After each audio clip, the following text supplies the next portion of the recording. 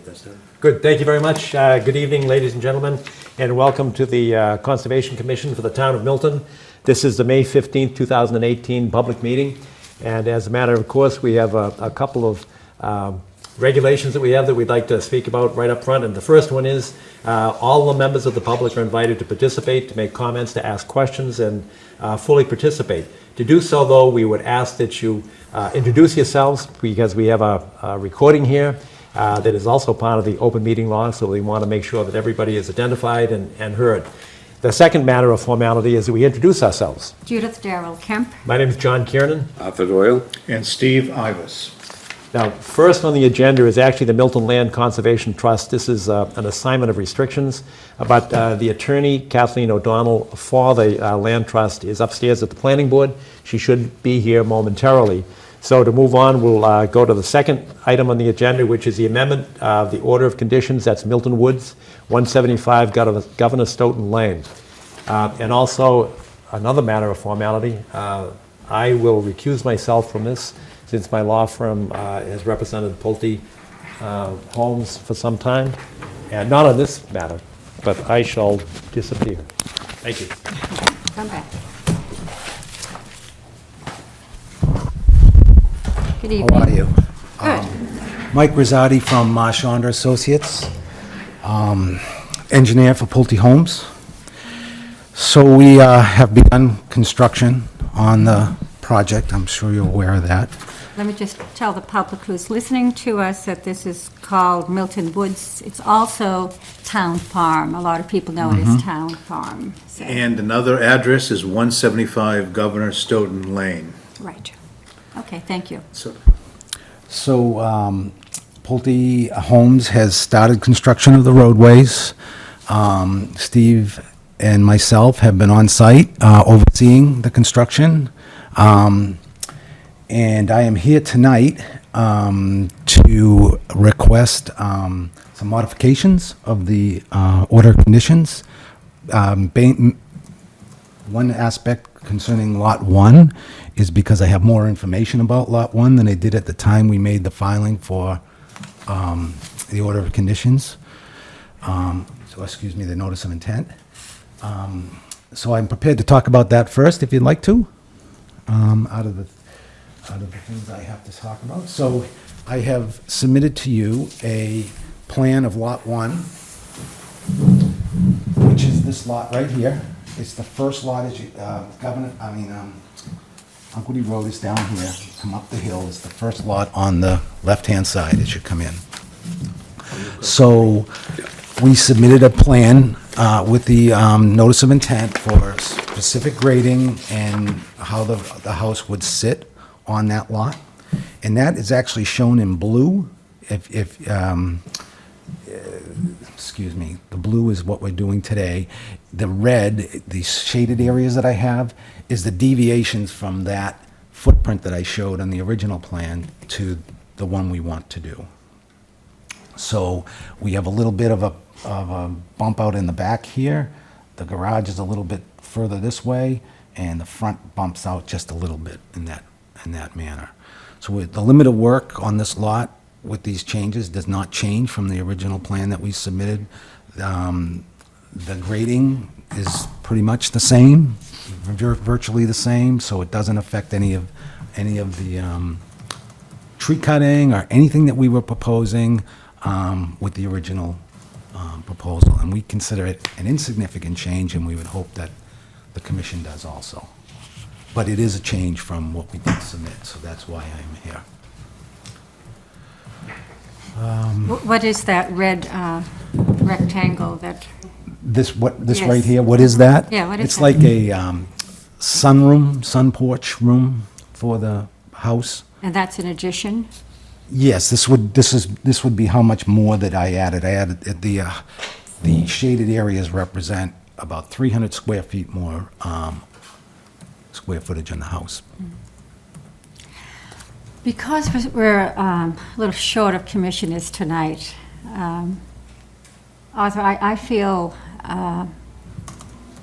this is a little more than an insignificant addition. I'd be much more comfortable if we could put this off till the next meeting, this particular one, till June, if you don't mind. We should have 2 more commissioners here then. What do you think about that, Arthur? Michael, this is a request of the owner Yes. to, This is the house, By the the plan. actual house they want to build, right? okay. We did our best at that time. They needed an approval for the lot Right. to purchase the land. So at that time, I tried to do my best of what I thought they might propose, and came up a little short, I guess. Is deferring as Judith suggests reasonable? I think so. We still have not applied for a building permit yet, so that would probably take 30 days or at least anyway to Okay. get through. Why don't we do that one that way? Yeah, no That'd be great. problem. Yep. Is there anything else I can answer on a question with that for I you? think we should be able to deal with it the next meeting. Okay. And like I said, with the other 2 commissioners, if they have questions about it, or abutters or the public, at that point, Mike. So thank you. Yep. That one we'll put, but the other 2 as well you were speaking about. Okay, the other 2 I have one other thing is, when we were out building or beginning the project, as you know, or maybe I don't know or don't remember, but about halfway up the subdivision, there was an access way from Countryside Way that came into our property, and in that way was the existing utilities that we needed to extend from the way into the subdivision and connect into our roadway. That is represented here by this line here. Countryside is here. So at the end of this easement, you can see the water in the sewer here. There's a drain line that drains the cul-de-sac at Countryside. And when we were there, getting ready to do the work for our project going in this direction, we all saw that the end of the drain for Countryside was filled over. Basically, the way the water got out of the drainage system was to bubble up out of the top under Read that with pressure. interest. And So- that's true. I saw it as Saw well. it, actual. You actually saw it, Steve, as Abso- well? oh, as absolutely, well. yes, Yes. And, How old is that facility? gee, Right, do you have any I would idea? guess 30 years maybe. On that order, whenever Countryside Lane was built, most likely. 25, 30 years ago? I Right. guess, yes. My guess is it Yeah. probably happened whenever they did whatever they did with the water or sewer when they were coming through. I don't know if that was done by the town in that period of time or by a contractor for the town. Because there's a water main that you'll hear about in a few seconds, that is a cross-country water main that goes down to Unquity Road eventually. So they might have done that at the same time. So while we were there, the DPW director asked, while we were here working, if we would consider cutting a swale or something to alleviate that condition. So I submitted this plan, and basically what we were proposing is just a very, very small ditch that would be lined with riprap, so that it wouldn't erode, and daylighting the ditch into the existing stream channel inside the work limit that we were working with. And that was done actually in the field. This is sort of an after-the-fact filing with you. I wanted to take a picture of it today, and I completely forgot, And so I could show you. did not bring my pictures either. It works much better than it did. There is no erosion taking place anymore. What used to happen would be when there was enough flow, it would bubble up onto the surface of the ground and run across the easement and push whatever was in front of it for leaf litter and everything else down into the stream. So it is definitely more controlled. There's actually a plunge pool. This riprap apron became like a little plunge pool where the water has to fill first before it flows over into the stream. It really, I think it worked fine. Thanks. It is working fine also. And the DPW saw this as well and was out there actually and Chase thanked me for doing the work. Yes. Okay. Yeah. Absolutely. Yep. And so, and then the third, So what is it that's needed? Is this informational? I guess what would be needed is to concur that the work that was done was in the spirit of the order of conditions, I'll as move part of this. accordingly then. Okay. And then the third item I have is not done yet. Hold on one second, I'm going to just Yep. vote on that as well. So I concur, Arthur, Great. so that's 2. It seems like it was an emergency and all for the best. Yep. Thank you. And we appreciate that initiative and the collaboration with the other parties of the town. So I'm going to pull out a plan. Subdivision. This third item, is overall plan of the subdivision. This is Unkley Road down here. Right? And here's our roadway coming up. Yep. And here is lot number 1, 2, and 3. So as we're building the road through here, we experienced the snow melt and the heavy rains that came only a few weeks ago. And with the snow melt and the heavy rains, Stephen and I both witnessed a little bit of a groundwater weep that was coming out of the ground in this area here of lot number 3. And I love the term weep, it's so poetic. So what exactly is that? It's water that's gushing up? So or I think it's- what really it is, the soil is very stony, and it's very thick with loam and stones, and so, the wetland is a ways away from us, but it's higher in elevation, and I think what happens is the water gets into the ground, and it Puts pressure on wants it. to run wherever it's easiest to run, and that is through the first top couple of feet of the soil. And I think with the elevation difference that's right here, that's the weak link, and that's what we're seeing. So, You've got a weak weep. weak, And a weeping is not a gushing. A weeping is a continuous flow, but a soft flow, I would call it a soft flow. wasn't really, not eroding or anything. but- Exactly. So with the grade of the road, what was happening is that over time, a puddle would form on the upside of the road because Right. it has no way to go now. Right. This used to flow, prior to us being here, would have flowed down through here and eventually got into the wetland across from the road. So what I would like to propose is a mechanism for that water to still get to where it wants to go.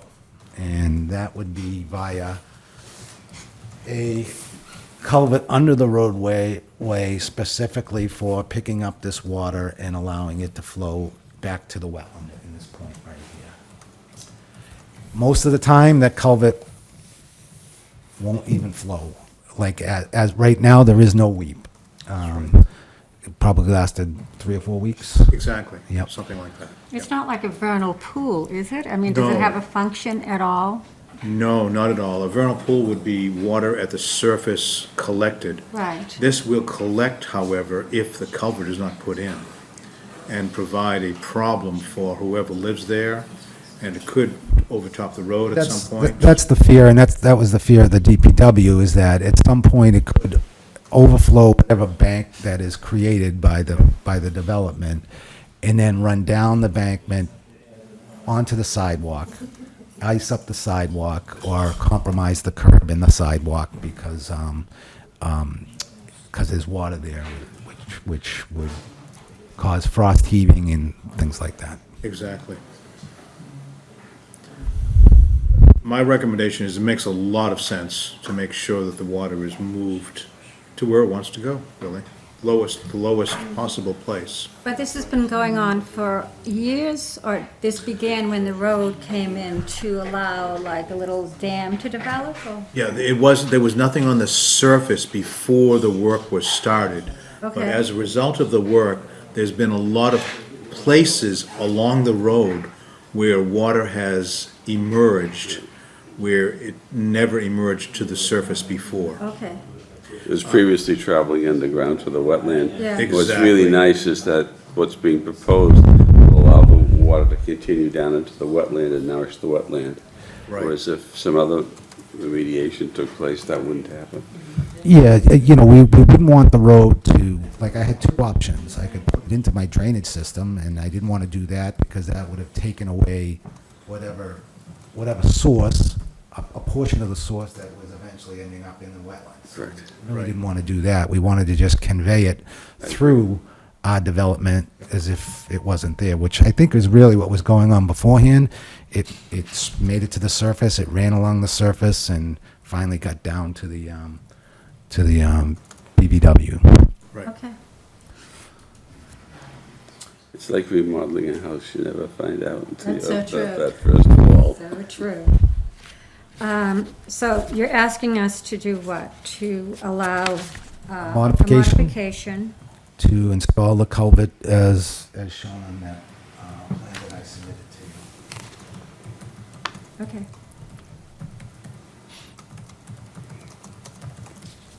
I would move to allow that. How about you, Arthur? I second, and that's a 12-inch culvert. Yes. Yeah. Not that we need all of that, it's just that's the norm for something, Okay. for that magnitude. Better on that side than on the other side. Yeah. Oh, yes. Okay. Good. 2 out of 3? Not bad. Okay. Thank you, Michael. Thank you very much. Thanks, Mike. Yes. Drive safely. I did run by this just now, just to see how the front was doing, it's fine. It is, good, the basin number 1, we call it, yeah, good, wonderful. That's a good sign, that's a really good sign. We've been watching the basins and how the water interacts and the volume of water. You gotta do that, so you We have a new basin in my neighborhood. What's that? We have a new basin in my neighborhood. We need some engineering. Talk to you later. Sure. Can Take someone care. tell John that we're back on the agenda? Where is he? Oh, he was upstairs. Or was he? I'll get him. Okay. Okay.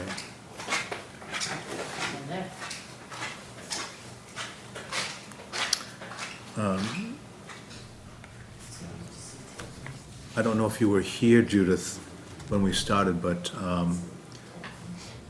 Ms. O'Donnell was not, so you might want to take her up next. John might want to take I her. believe that's what we're doing, yeah. Yeah, that's all. Thanks. Certainly. I had trout lilies that did not come up this year, Steve. All of a sudden. I know. I'm Really? terribly disappointed. Really? Yeah, they should be up by now, that's for sure. Yes, they should. Yeah. Yes, they should. I think the water's warm enough Maybe, yeah. to move up, yes. Keep looking for them. All right, thank you for your patience, folks. We're now on item number 1, which is the Milton Land Conservation Trust. Welcome.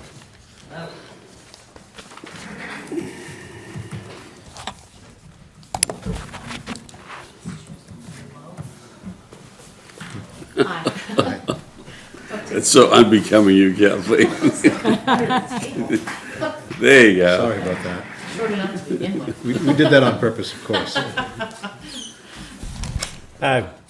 Good evening, welcome. Can you tell us what the substance of this transfer to the town is all about? My name is Kathleen O'Donnell, and I'm acting as attorney for the Milton Land Conservation Trust.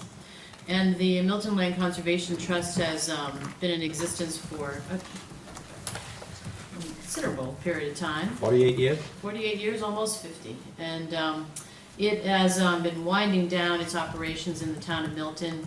A significant section of their assets has been already transferred to Wildlands Conservation Trust. By the terms and provisions of the Declaration of Trust that established the Milton Land Conservation Trust, if it decides to transfer the rest of its real estate and terminate its operations, the town of Milton is supposed to be getting those properties that they own, restrictions that they hold, and the town is meant to hold those for the open space and conservation purposes of the trust. So we were before you a couple months ago with a proposal to transfer a property on Randolph Avenue of fee interest, and then transfer existing conservation restrictions held by the trust on other properties located throughout the town. And so I had prepared a deed that has been signed by the trustees, John Cronin and Ted Wendell, and an assignment of the restrictions affecting property on Randolph Avenue, Gun Hill Road, and then Bradley Glen Road. And that deed and those assignment have been submitted to the Conservation Commission for your acceptance and approval. So the originals are being held by you folks at this point. Right, can I ask a question on the assignment of restrictions? There is a section at the bottom of the first page. And first of all, thank you very much for forwarding this to us in advance so that we could take a look at this. And secondly, let me express our gratitude to the trustees of the Milton Land Conservation Trust for two things, really. One, for their 50 years of service as stewards of the open land, and secondly, for transferring their responsibility to the Milton Conservation Commission. And one of the things that I have a question on is on the first page of the assignment of restrictions at the bottom, the last paragraph, says, by acceptance of this assignment, the town covenants and agrees that it will carry out the purposes, obligations, and duties of the Milton Land Conservation Trust as required by Section 7C of said conservation restrictions. And I made a mistake because I thought the 7C was referring to the original Conservation Trust as opposed to that's why I asked you. Oh, no, no. Thank you for the trust. Yeah. No, those are We're looking for it. the conservation restrictions themselves. Let me just see if I can pull out a sample of those. These conservation restrictions have been approved by the Commonwealth of Massachusetts. They are perpetual restrictions. And so they are restrictions that will survive the normal 30-year expiration date. Let me just see if I can pull out one that sort of has an example. But basically, all these conservation restrictions say is that, the property is supposed to be, open space, no buildings, no structures. I didn't mean to surprise you. I thought I'd have it all done because Yeah. I thought it was in the trust itself Yeah. as opposed to the restriction. I'm trying to see which one, so we have,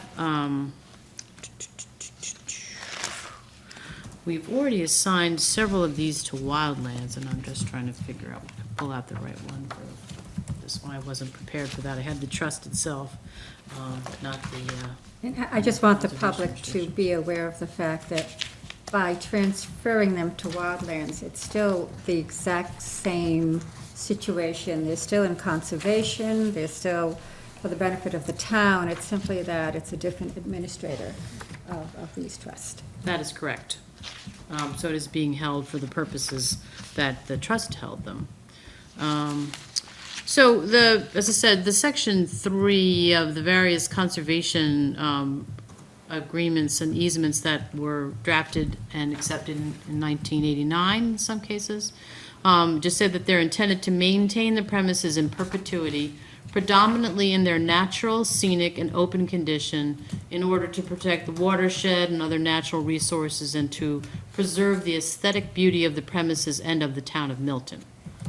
All right, good. Thank you very much for that. I just wanted both the Yeah. commissioners to know and understand and the Yeah. public to appreciate what our charter is. And that which has been carried on faithfully for the last 50 years by Mr. Cronin. Mr. Cronin, we thank you. As to the members of the public, not just in Milton, but the Commonwealth. It's quite an accomplishment, so. And I hope you express our gratitude to Ted Wendell and to Peter Jeffries as well for their service for these many years. Are there any questions from commissioners? I do have one question because a couple of people have asked me specifically. These properties, to what extent is there any public access on these properties? Well, I'm not so sure that they've had, active sort of trails on these things. I mean, the property on Randolph Avenue is a field. It's think there's no issue about walking on it. You know, I don't think that signage has been something that has been maintained over the years on that particular parcel. But there's certainly no prohibition to public access. I mean, you know, there are conservation easements that were established and approved by the state, and those conservation restrictions typically provide for open access by the public. Thank you. So there is a difference, too, between land that's deeded in fee and conservation restrictions, which prohibit the landowner from developing it or commercializing the space. So I think we have both of these. There's a mix of properties here. All right, any other questions? First, I want to join you in thanking John and those with whom he's worked over almost 5 decades. It's a very nice legacy, and much of what we have in conservation in the town is due very much to your initiatives, John. Point that I'd like to underscore is that we have to be aware of the possibility of future encroachment by any abutters.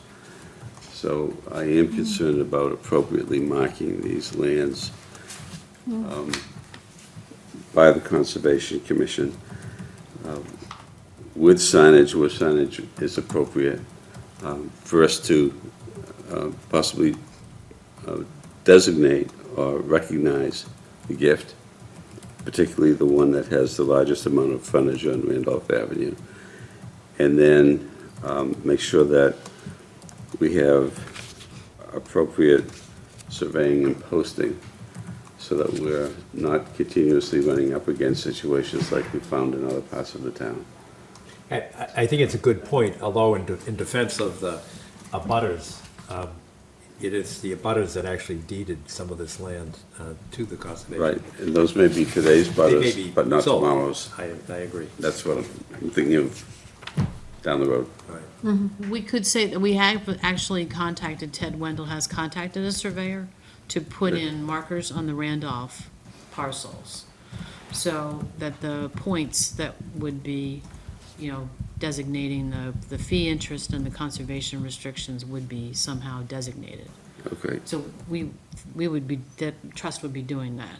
That's the most complicated one, I think. Yeah. Because it involves backyard easements from Yep. several property owners. right, And you know, there's always the potential of a tennis court or a swimming pool or a fire pit being installed on the easement land. So this will give the conservation agents an opportunity to check it once in a while. great. And that's not necessarily something that's intentional, that things like that. And the donors or the abutters will be notified exactly where the bounds are. We'll send them all copies. Robert Hannigan, the town surveyor, is doing that. Could we have a copy of that too, Oh, when it's done, yeah, Yeah. absolutely. please? Thank you. That's very good. Any other thoughts or comments or questions? Other members of the public that have a question or a comment? Hearing none, we thank you, and is there a motion to accept, because we actually have to vote to accept the conveyances. So moved. Second. Any discussion? All in favor? Thank you very much. Thank you. It's a good day for Milton. Thank you very much, we appreciate it. We'll have signed copies, and Steve, can you get those back to Kathy, or? Yes, Did I will you do want me that. to record them at the registry, is that? Yes, that would be. I think you have, right there. Do we have the original? The original's right there on top of the brown folder. Yes, that's the original's the- right there. The acceptance has to be signed by you folks. Yes. I have a past Yes. life as a town council. Yes. So, it does. so they have to be signed and approved by the Board of Selectmen. Right. And that's why we need to get them back to Kathy so she can send them on to the selectmen. All right. We can do it right now. Great. Thank you. Thank you.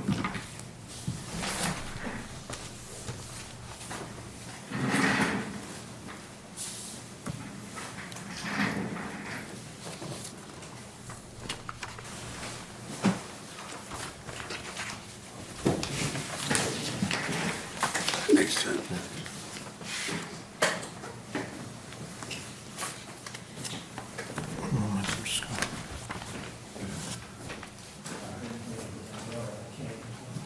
We can give these to Kathy.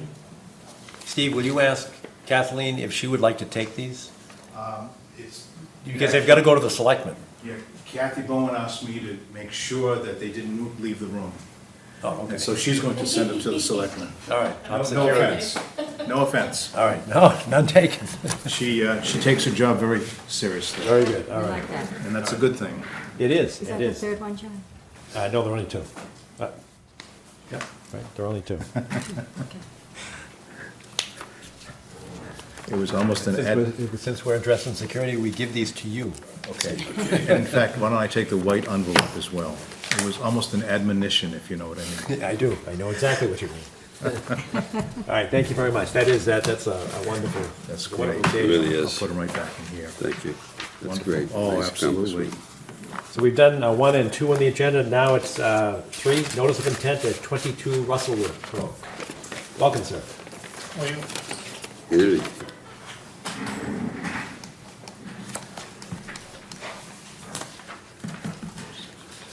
Great, will you introduce yourself and tell us what your application is all about?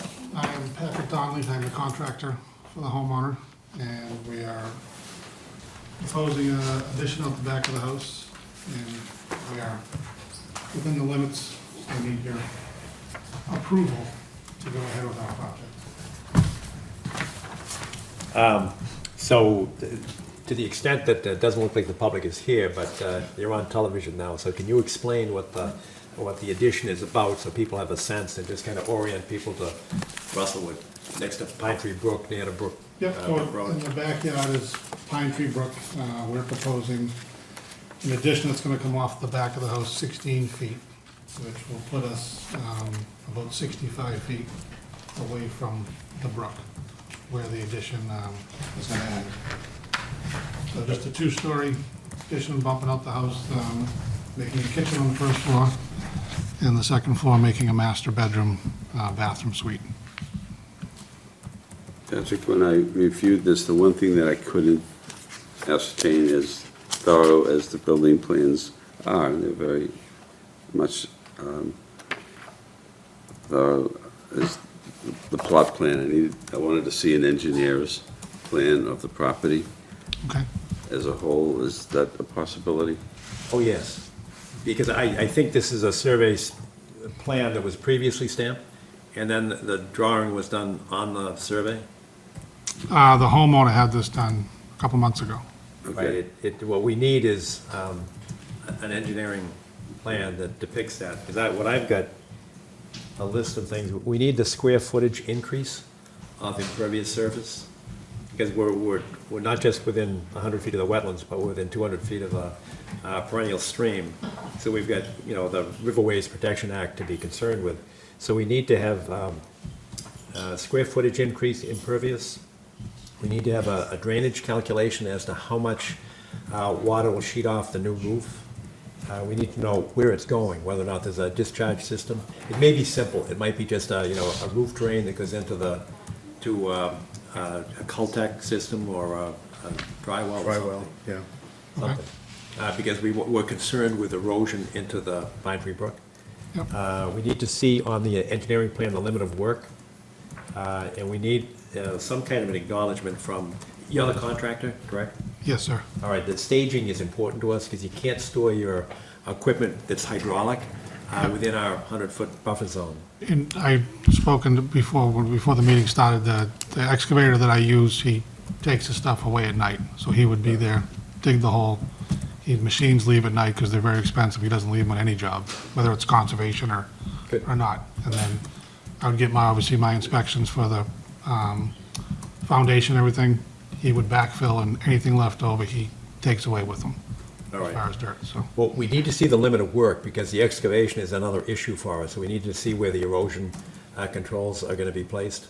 Okay. Because I assume if you're digging a foundation, that you're going to have your equipment on the Pine Tree Brook side of the excavation. I don't know Yes. how you do it, but we Yes. want to make sure we know where the limit of work is. Okay. So we can protect the brook. Okay. Because I know you've got 64 feet, is that it? 64 Yes. feet on this homeowner's diagram. But we need to have, we need to have lines on the engineering plan that show us where the 25-foot non-disturbance is, where the, and I don't know if this is top of bank that they're measuring from. I assume it is, but I'm not exactly sure where it is. Okay, Because I think in this area, this is a walled area of the brook. yes, But yes. it kind of goes back and forth. We just did one at, I forget the number. Okay, Avenue? No, Brook no, Road. on Brook Road. Yeah.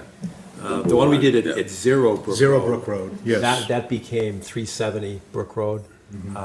And there were some issues there. And then we went on the other side of the bridge, on the Mattapan side of the bridge, Right. that home that's to be raised and then rebuilt, that's got an area of the brook that's not a head wall. There's an area, I don't know if it's wet or not, but it's not walled. So we need to know where the measurement is coming from, Okay. all right? And that's not a big task for them. Yeah, no, I will take care of all this tomorrow. Oh, Great. Absolutely. that's perfect. Because, in addition to what John is saying, I was a little confused, at least the copy we got. It's a proposed addition showing red, of course, there's no red. And, Yeah, you have a, yeah, I I apologize. guess the homeowner said relocation, I wasn't sure what that meant exactly. I can help you with that. I Okay. believe that the wall itself is a few feet away from where the brook is.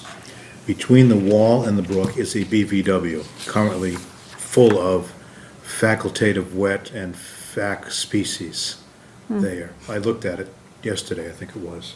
And the brook is further out than the wall. And so the brook must have been at the walls at some point, and then maybe it was dredged to be relocated at some time in the past. That's just a guess. I have a picture I can show you if you,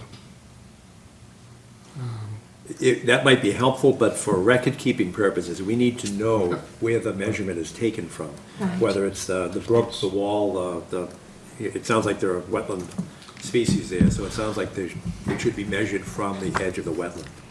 Which is the edge of the wall. yeah, which, yeah, I can double check, but I would have to assume, because that goes way down. I doubt that the surveyor, because there's also a fence there, I doubt that he got a ladder and went down there, so Oh, no. I'm assuming the 64 feet is from the top of that wall, because it goes down, I'd say, 4 or 5 feet. Yes, at least. Yeah. And I There's can't also remember, a chain link fence there, so. what's the homeowner's name? Last name is Wiley, Michael Wiley. Okay, because I know I think it was the Shute family that sold off the one that became Zero Brook Road and then 370 Brook Road. Right. So that is the area that we're concerned with, because in fact, that bridge is an area that we're, the bridge over Brook Road, Right. that's a problem wall there as well. Yes. I don't think that's a problem wall where 22 Russellwood is, Well, but I think we're going to need to look at this Take a at look at some point. Should we do it now or later when we how have more fast do you think you info? could get an engineering I plan will- for those? If you can meet me Saturday, I will have all this stuff for you Saturday. If we had to wait till next month, I think the homeowner would be devastated, to be honest with you. They're ready to go and as far as doing the project, so anything that I can do to not have to wait till the meeting next month, I would take care of. We can certainly do a site walk, which we typically do. I can't do it this Saturday, I'm not gonna be in this Okay. area. Yeah, I The mean, next would be the 26th, which I'm available. I don't, You won't see me for a while. for a while? Yeah. Or maybe you could do it this Saturday? I can't, but if, we've got I other could- members that are not here Yeah, I tonight. mean, I can. I meet could you do it any very Saturday. early Saturday. I'm not gonna be there, so Right. we won't be able to decide that tonight, because we've got to reach out to Ingrid and to Hans And to to see if Hans. they're back. Right, right.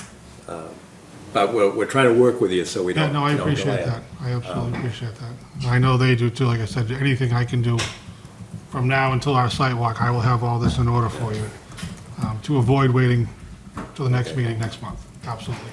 Okay, and when I said drainage calculations, I'm talking about sheet flow of water Yep. coming off the roof and, okay. Yep, I will get all that. Avenue that's gonna be rebuilt.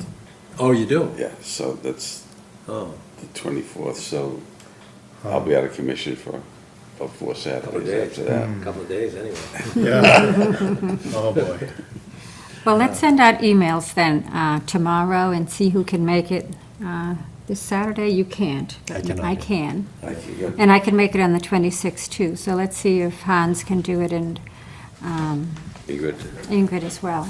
All right, so we'll target the next 2 Saturdays. Be great. And then we should be able to find that out for you tomorrow. And if you can't reach Steve, then you can call Kathy Bowen. Yes. Sure. You know who she Yes, is? I You know do, who she- yeah. Okay, And this is my first time, I gotta say, she's been excellent. She's been good, very easy to work with. very good. And we typically meet on Saturday morning and we start at 8 o'clock. That's fine. So we'll try either this Saturday or the next one, but you'll get confirmation of that if you call Kathy tomorrow. Yeah, I can check in with Kathy. And if you have that Tomorrow. information for us that John specified, we can vote on that Saturday. Yeah, that would be, that's Okay. my plan. That would be excellent. Okay. I greatly appreciate that. All right, any other questions from the No. commissioners? Members of the public? Not seeing any, but I think we can bypass that. And with your assent, we'll continue this to either this Saturday or the next Saturday. And that's a public meeting as well, and we'll meet on the site. Perfect. All right, So I'll now, check- should we meet we'll meet at 22 Russellwood, all right? And I'll check in with Kathy tomorrow Yes. as to Yes. this Saturday or next Saturday. Exactly. Okay, perfect. All right, thank you very much, Pat. Great. Excellent. I appreciate your help. Yep, see you then. Thank you. Take care. Thanks again.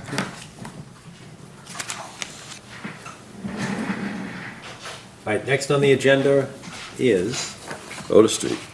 yes. Pretty pictures. 25 and 31 Otis Street, Department of Public Works. Yep. That, just by way of explanation, I did get a call from Chase Berkeley when this first occurred, and he was very good, and as you can see from the photographs, it was an emergency situation, and they needed to get down there to repair that wall quickly, because it was, as you can see from the photos, it was actually caving in. So this was actually one of these granite walls that came through? A portion of it did, yes. But from the picture, John, There are what are you, several. Here. You folks will need to On sign one that side you have, like, once you grassy finish. vegetation. Hang on, you can't sign it yet. and on the other side, what are you Watch looking me. at? It's just mulch? What is that? It is. We've been on this site. I know, I thought we had. This is the one where if you go through the Yeah. backyard, in the adjoining property, there's a compost pile. Yes. And the homeowner on Otis Street was concerned that there was, there were rats coming, and he thought the trees were attracting the rats, and he wanted to cut down the trees. And we said, no, it's probably not the trees, it's the compost pile. Right. Because the property actually is on this side as well, but there's a town easement that runs along Yeah, the side closest to Adam Street. yeah. So, But I'm struck by there's no vegetation on this side other than the trees and the tree roots. You know, there's so much mulch, nothing's holding that soil the way, at least some grass and whatever is there is holding that soil. There's nothing there. yeah, It's- that's a good point. You know, which probably, I would assume contributed to this, that it was just pressure and, no counter pressure to hold the soil. But tree roots, on the other hand, What's that? tree roots, on the other hand, can have a devastating effect on On the brook. retaining wall. On the retaining wall. Yeah, they'll push it in, they'll push the stone over time into the brook. They're strong. Those are little trees. They're strong. I'd buy it if they were 50 or 100 years old, but these look like little dogwood trees. I What the don't roots buy do it. is the roots work their way through the mortar. They get the mortar out, and then that frees up the stones. It's not that they push the stones, it's that they get the mortar out, and then It sounds a little like it's malicious. having worked I don't know, Arthur. repairs and construction over the years, when I was going through college and grad school, I just saw enough of this. Yeah. And, we really, town-wide, ought to have a survey done, because we have significant deterioration of that whole Gulliver's network. Do we? Yeah. Up in Cunningham Park, the area behind, is it not Brackett Street, where is it? Behind Cunningham No, Park. I'm confused. Yeah. Gulliver Which side? Street being- Fuller's Well, Road? Gulliver's would be along, on the East Milton side down by Brook Road. Right. Okay, and then going over, and we saw erosion, serious erosion that's yet to be remedied at that house. Oh, at Squantum Street? Yeah. Right, where So Gulliver's Creek. That whole network is something that's old now. It's probably WPA era. Oh, yes, yeah. Is that all right? Probably. And then up the waterway coming into Cunningham Park to the pond, Yes. we saw a lot of severe deterioration of the stone along both sides of that when we were visiting the site. So at some point in time, maybe we can put on our agenda a review of these encased waterways, because before long. Oh, when they're gonna be gone. collapses, it'll all happen at once. That's right. That's true. They're probably roughly about the same age. Yeah, I think that's true. I think that is true. Well, on this one, apropos of your comment, Steve, can you take a look at that and make some recommendations as to? I have taken a look at that, at the work that they did, which was excellent work. They re-pointed, re-sited some rock. They actually added a few large pieces of granite there as well. Now, with regard to the mulch, I'm sort of on Arthur's side on the mulch. I don't want to see too many trees close to a rock wall. My dad had a barn. I grew up right next to a barn with wing walls. And one summer I had to take an elm tree out of the rock wall that formed that wing wall. And it was really difficult taking the roots out. I had to dig from the other side. Not a fun job, and they were really in there very well. So I'm sort of on the side of, let's keep all the retaining walls free of any tree roots. Shrubs, fine. But tree roots, I really don't like them. Would shrubs Well, be but this better is- than But the this mulch? is, this is the only location of all the miles of channelized streams that we have in town. We're, Is what? that this is one we see collapsing. And many have trees next to them, so anecdotally, I'm not sure we have a whole lot of evidence Oh, that for the the trees. tree root Yeah, issue? to me, it's anecdotal. This may not be the tree root issue. This may Yeah. just be soil that has come apart, and the boulders or the granite blocks have lost their integrity.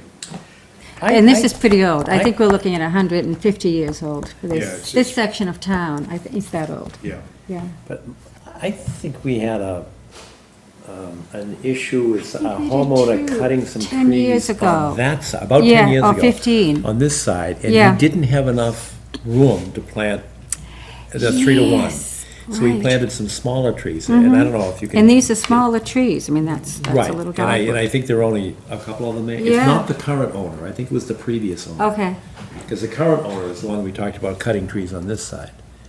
But I think that was an area, but, and again, I agree with you. it looks 10 like the years ago. mulch also just overflowed the whole area. It's just piled up and piled up Well, as that's well.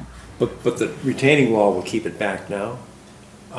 right to the top of the retaining Right. wall, yes. But if you pile it You pile- further up, It'll just wash in. Yeah, exactly. So the question is there something better than the mulch? oh, definitely. The that- mulch is like- sterile. Like shrubs. Oh, yes. Ground cover. Ground cover. I'd put take the mulch away, put some compost in, Yeah, and then some ground cover. That's what I would do. Yeah. I agree entirely. But I believe that's the homeowner's land there. And Yeah. but I we can certainly think, make a suggestion yeah. of it, but. But I'm not it sure looks we like the can- mulch is going into the stream too. There's so much of it piled up on that side. I mean, Yes. from this picture, It's gonna erode in, you're right. yeah, Then when it's dry, it will blow in. right, right. That's true. So do you So- want to write a letter with suggestions to the Yeah. homeowner? Yeah, there's all sorts of ground cover and shrubs that you could put in there as well to fill in. Oh, yeah. In addition, that tree is quite a distance from, the wall. I agree, and it's a You small know, tree. it's a small tree. I agree. So the plan is to To do what? To write a letter to the homeowner suggesting that that would be a good way to prevent erosion, notwithstanding the new retaining wall? Yes, That fair enough? Sounds good. And Steve, do you want to do that? I'd be happy to do that. That's Sure, great. I can do that. All right, thank you. It's really good masonry work, though. Yes, I was very impressed with the work that was done on a short-term basis, you know. It was an emergency cert, and therefore we have, Kathy signed it for the commission, but she asked me to ask you folks to sign it officially. The work was done, it's been done already. And she had to put the emergency cert into DEP within 30 days Right. of the work starting. Yeah, I was aware of it, because I was, Yeah. I was communicating with Chase Berkeley, and he was very good in Yes, yes, he making was. sure that we had the proper certification. Right, exactly. And so I just drafted it up, and Kathy did a nice job Good, it all typing it up. worked well. Yes, yes, very, very well.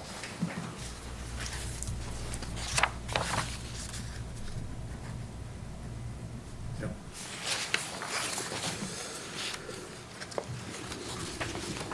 Perfect. Can you pass that back to Steve? Great, thank you. All right, next on the agenda is Steve, thanks. I'll put this back. Enforcement Order 1421 Canton Avenue. And this is one that keeps getting continued. Do we hear anything, know anything? Neither. We didn't hear anything, and we don't know anything, I'm sorry to say. I do know that Kathy did reach out, but didn't hear anything back to the property owner. So she said, she and I were talking about it and said, is it time for another enforcement action? Is it- Well, we still have an enforcement action, maybe a letter suggesting that, you know, we have the fine authority up to $300 per day per violation. And I'm not suggesting that we should impose that, but I am suggesting we should alert the homeowner that if they don't come in and rectify the situation, that a fine is a potential resolution. Yeah, that sounds reasonable. Yeah. All Because we we're were there, asking, what, 2 meetings ago? Yes, it was 2 Yes. meetings ago. And we were there, we talked to, I think, the mother Yes. of the homeowner, or the mother-in-law. Yes. And she said her daughter was traveling at the time, but I thought she was coming back within a few days. That was before our last meeting, and they did not come into our last meeting after the invitation. That's exactly And then they correct. didn't come in again tonight. I think the situation is egregious, and I would second what you were saying, but spell out what the fine, not just mention that there's a fine possibility, but spell out that further delay would force the commission's hand, and this is what the fine is. Yeah, and the fine is, under our regulations, is $300 per day per violation, Correct. which is potentially a lot. And there could, like, multiple violations there. Very Yes, that's possible. true. Whereas some of which are on videotape, remarkably. All right, can you coordinate with and this is Kathy the with old, that, this though? is the old dairy barn for Yes, the it is. Eustace estate. Correct, that's correct. Yeah. I shall do that. All right, that's great, thank you.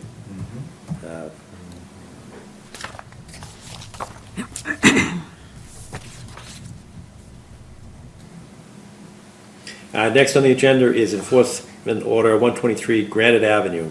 That's the American Legion post. And didn't we get a letter? on this Yes, we one? did. An email request. An email request for continuance? Yes. And but the counsel that they had with them when we were on the site was Ned Cochran. This was a different person. He was not there for that purpose, That's correct. Oh, Ned was not. right? No. He was there representing a potential buyer of a piece of property.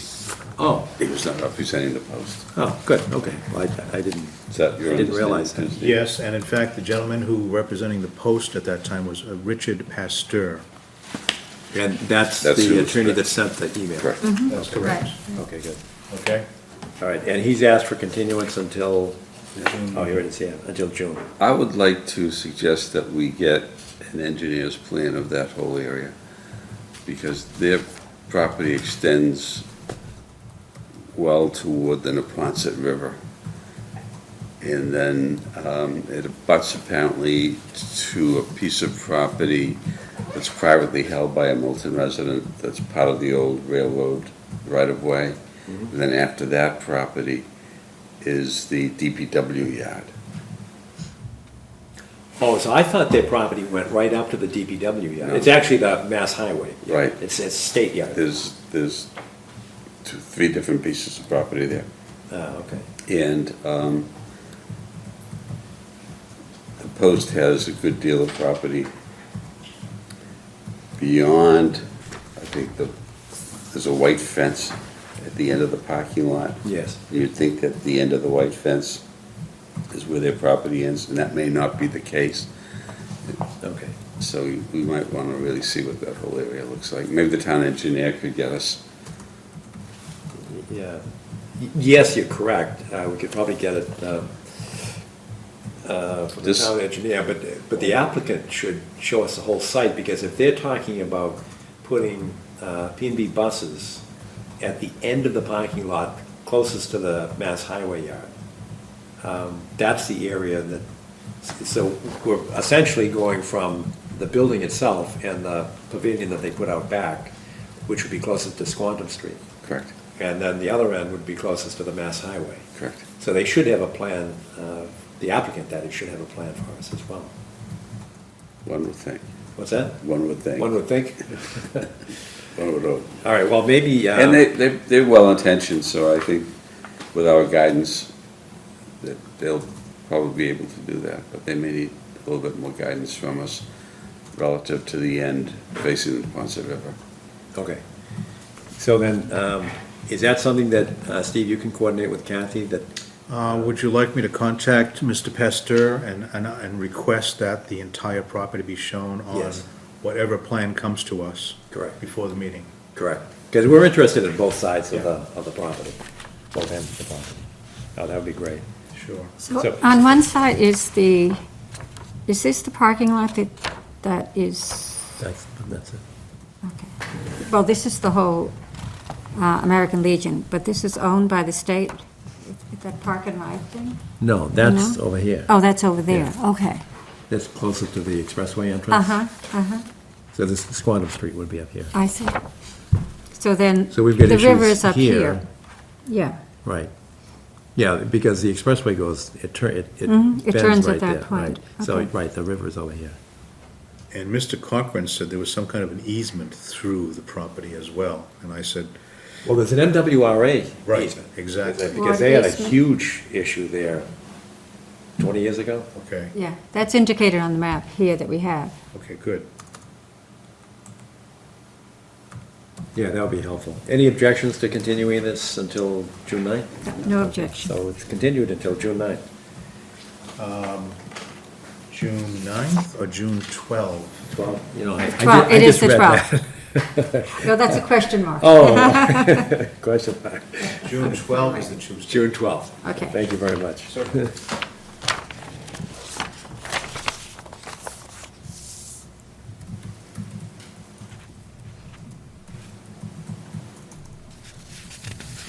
Next on the agenda is amendment to order of conditions 94 Parkwood Drive. I don't see anybody in attendance here. Do you know anything about it, Steve? I went out and took a look at the site yesterday, and they hadn't done anything more, although I will say that there was some grass growing over the area that had not had grass growing before. Well, Kathy told me that the applicant changed his mind about taking down the pine trees. I think he had, well, I saw him sort of go white in the last meeting when you said 3.5-inch caliper. Oh, really? For the Yes. replacement trees? Yes. So we don't have any information from him Oh, okay. at the present moment to know what his thoughts are. All right. But he does have some grass growing there, which is sort of nice. Sure. And That's- that's what wasn't gonna grow because of the trees. Exactly, exactly, that's the point. So maybe he wants to keep the trees and the grass, which would be fine. It's possible. But I'm not sure where that leaves us, because this is his Continued. request for amendment of order of conditions. Right, So the order stays in place until such time as he wants to That's right, pushing. yes. So, we don't even know if he's going to come back and ask for anything further. Would you ask Kathy to, because I think Kathy was in communication Okay. with the homeowner, and just see what his desire is. Because it was actually his request to put it on the agenda. All right, number 8, request for support letters for a stormwater project grant, Department of Public Works. I think we all got a copy of that. I don't see anybody from the town here to present this. Actually, Chase asked me if I would say a few words about it. I know the site, I know what they want to do. Back in 2013, evidently, Environmental Partners and Mr. Fahey put together a nice plan on removing the 350-foot drain pipe that goes from Lafayette cul-de-sac right to Pine Tree Brook. And I said, oh, I wondered what that little ridge was out there, because you can see it when the leaves are off from the pathway that goes from Lafayette, the cul-de-sac there, when you go over toward the bridge over Pope's Pond, at the outlet of Pope's Pond. So they would like to put in a forebay to collect the silt, and then allow the water to go the 350 feet through the wetland On the surface. on the surface, which makes very, very good sense. And also restore 350 feet by whatever the culvert takes up. I'm not sure how wide it is, but it might be 4 or 5 feet wide. So that would be a great restoration project for the wetland itself, in my opinion. And what they've done is they've calculated where the water is coming from. And there's one other thing they wish to do is put a little berm at the intersection of Lafayette and Troy Road. I'm sorry, thank you, Truro Road, exactly, Truro Street. For a lane. A lane, okay, sorry. But that's really what the project is. And they have a very nice presentation of the costs and all. And this would be for another 319 grant that they would like to apply for. And they're looking for a letter from the Conservation Commission. And Supporting the grant. exactly, supporting the grant application is what they're doing. And I helped Hillary put together just a very short paragraph, and I'd be happy to read it to you, so the public may know as well. I would, but can you hold on a second? Sure.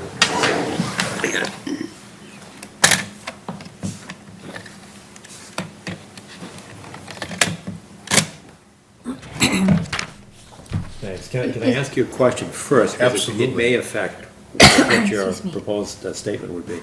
On the second page of the letter from Mr. Fahey, Yes, in the second full paragraph, it's talking about essentially the formula for calculating the size of the forebay would require 784,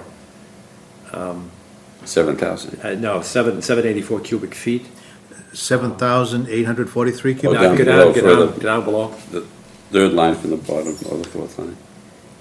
According to the Mass Stormwater Handbook, the recommended volume for the proposed forebay to pre-treat water quality volume is 0.1 inch, 1/10 of 1 inch per impervious acre, or 784 cubic feet. And then as you go on, due to the area constraints detailed above, they're suggesting that they put in a forebay of 516 cubic feet. Right, That's a 34% reduction. right. And I'm wondering, that's a very significant reduction. And they're talking about like a 10% overage for that, the overflow, Yes, you know, in a high storm event or a high water event. But 34% reduction, if that's the stormwater handbook guideline formula, that's a big hit. And I'm wondering, does that make sense? I understand what they said about area constraints. right, right. But I'm not sure that, is there anything else that's available that could get closer to the stormwater guidelines? Not to my knowledge. But then again, I didn't see this letter till tonight, Okay. number one. And I don't know whether they could take the forebay and make it any larger? Is that the maximum size of the forebay, is the question really? Correct. That's really the question. And I understand what the language is. It says, due to the area constraints detailed above. Right. But that's where they lost me. I don't know if, it literally has to go from 784 down to 516. And I'm sorry, I cannot answer that question.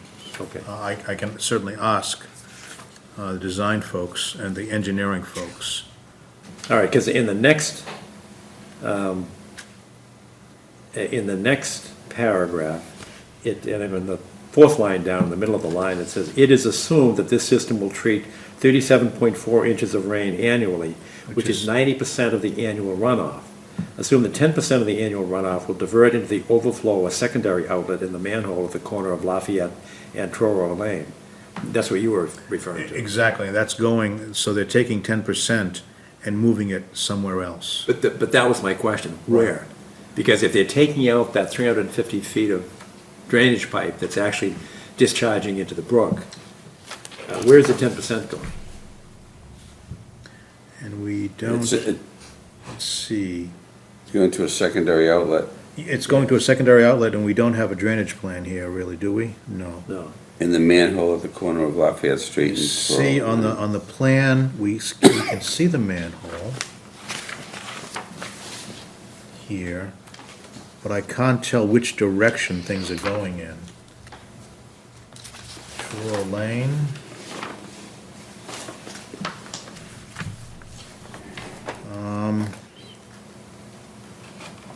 It's the It's, southwest corner?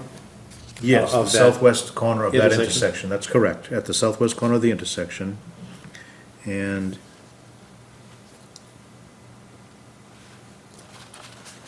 we've got the surface goes down directly from the west to the east, but we don't know about the drainage line. See, there's a drainage line going directly along Truro Lane in both directions from there. The invert out will act as an overflow during large rain events, but it doesn't say in which direction. That's what you're asking. It is, and in the back of my mind, I was assuming that would enter into the existing 350-foot pipe Right, that would bypass the forebay. 10% of it will. Correct. Right, exactly. But I don't know But which direction it's But I going. also see a cost item there for, it's like $20,000 or something, to remove the pipe.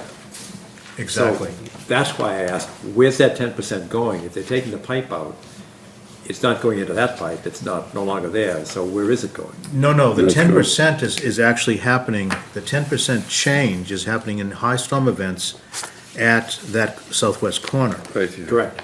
Right. That's So, right, yeah. so look at the small lines going right along Truro Lane. There are two drainage lines, south, let's call it south, and north. Right along Truro Lane, there's a drainage line there. And it might go south and it might go north. I just don't know which way it'll go. Why wouldn't it go east? Well, because they've got it set up so that it's probably a high flow outlet is what it is. The outlet is set up at a higher elevation than the rest of the outlet, the remainder of the drainage in the catch basin. That's what they're doing. They're putting a high flow outlet in, sort of like another outlet in a pond, in a drainage pond. So Right, it's I a high understand that. flow. But am I correct that the 350 feet of pipe Yes. currently Yes. goes to the east? Yes, 350 feet of pipe starts at the end of the cul-de-sac and goes to the east. That's where that is. In the wetland. Oh, It's okay, actually I in thought the it wetlands. started, back on Lafayette Street. It's up, No, it's It in doesn't that. start until there. That's right? correct.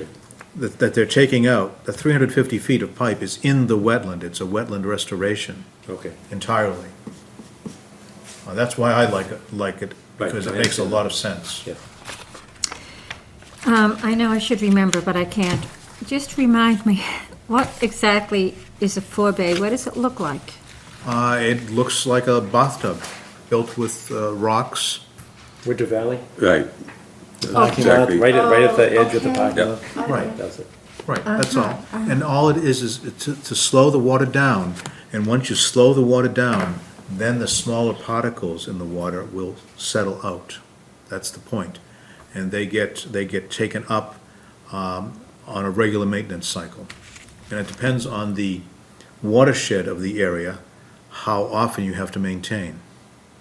Also depends on if there's open land or not in the watershed. This watershed happens to be 2+ acres, which is a really small watershed, pretty small. So, in my opinion, that 10% extra going down Truro Lane in either direction is a small price to pay to have 350 times whatever number of feet restored in a wetland. All right, and I have another question that's just financial. And the reason I'm asking the questions is I think when we approved the Wendell Park, I thought it was a net benefit, but I know a lot of the questions and comments from the neighbors were, are we really getting the best bang for the buck here? So I'm looking at this one, and I'm still on page 2 of Mr. Fahey's letter. And it's talking about the total estimated construction cost for the proposed design is $79,170, with an annual O&M cost of $1,200. Where does that come from, that $1,200? That comes from cleaning the catch basin and cleaning the forebay. No, what I meant was, where the dollars come from? Oh, how did he generate that number? Where does it How come do we from? pay Oh, for it? Where's the that's- payment come from? Oh, that's DPW. DPW, that's DPW, So that's gonna be a line item. that's correct, All right, I'm just trying to figure out what's grant money and what's Milton. right. Right. Because Milton- that was one of the issues. Milton that I picks up the saw. maintenance. Milton is for the maintenance, that's correct, good But then it question. says, other opportunities to reduce the costs include use of town-owned forces to self-perform. I like that, self-perform much of the work. So isn't that the same thing? No, he's talking about pipe removal. He's talking about getting contractors out there to remove the pipe, Okay. or to have the town remove the pipe. That's what he's okay. talking, that's what That's he's, not the O&M part of it. that's correct. He's not talking about O&M at all. All right, fair enough. Yep, yep.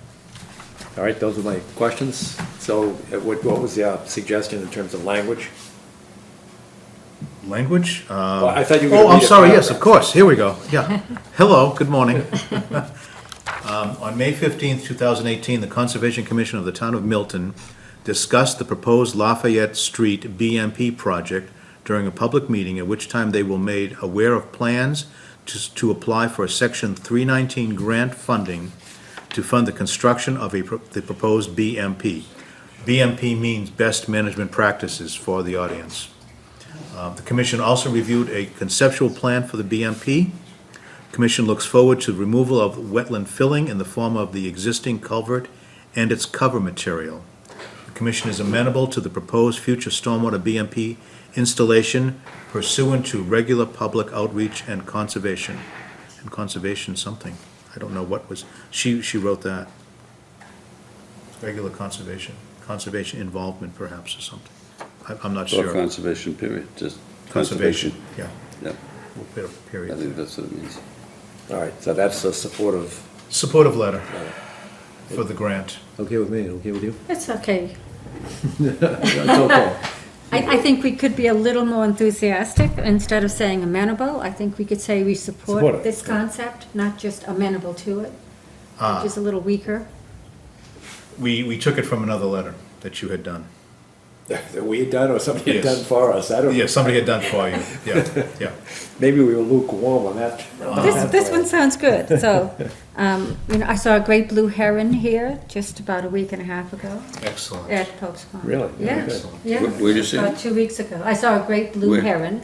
Where? Yeah, at Pope's Pond. Oh, I beautiful. was walking with a friend. Sure. So let's say we support this, rather than just we're amenable to it. If that's the case, then we'll need a redrafting, and I don't know how soon they need this to go in with the grant application. I'd suggest that we endorse it, and then if they need a revision, we'd be happy to revise. That sounds good. Amenable is nice, it Okay. just says, you're not over advocating and you're not, I don't Well, think we're the that. Conservation Commission, we're supposed to advocate. Then let's take a that's vote. conservationism. Why don't we vote on a Why don't we vote? resolution and Okay. put in the resolution that we support the BMP plan? Right, and that can be attached to the, That sounds fine. Document. Sure, let's do it that way. So did you so move for a resolution? moved. You I'll second. seconded? Any discussion? All in favor? There we Good. go. Good way to All do right. it. Beautiful. You should be an attorney. Now, my favorite one here, this forest cutting plan is next on the agenda, number 9. That is really interesting, and I read everything you wrote. Oh, good. Good. I'm happy to hear it. I took an Advil afterwards. I forgot what I wrote. No, it was, we had a very good walk in the woods. It was Phil Benjamin, forester, and let me get down to my little memo here. I'm sorry the memo came out incorrectly in terms of formatting. But